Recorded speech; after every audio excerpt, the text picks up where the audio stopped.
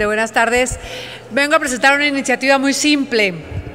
Es una reforma, una adición al título sexto, el capítulo 18 de la Ley Federal del Trabajo, y es pensando en los periodistas. Es un tema simple, cotidiano.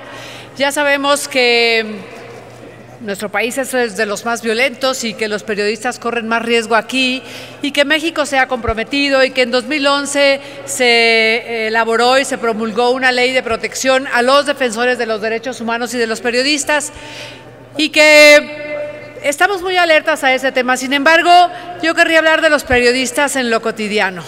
Los periodistas que todos los días se levantan, que crecen, que trabajan, que van a perseguir la nota, que luego hacen una familia, que se enamoran, que tienen hijos y que siempre están corriendo riesgos y de repente pierden el trabajo, se van a otro trabajo, no les gusta la nota a sus directores y los desocupan.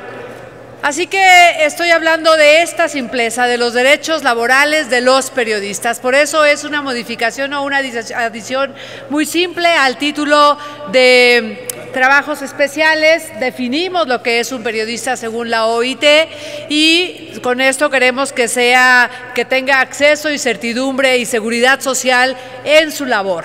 Lo especial que tendría esta modificación es que también ponemos la cláusula de conciencia o la objeción de conciencia, que dice que un periodista cuando le cambian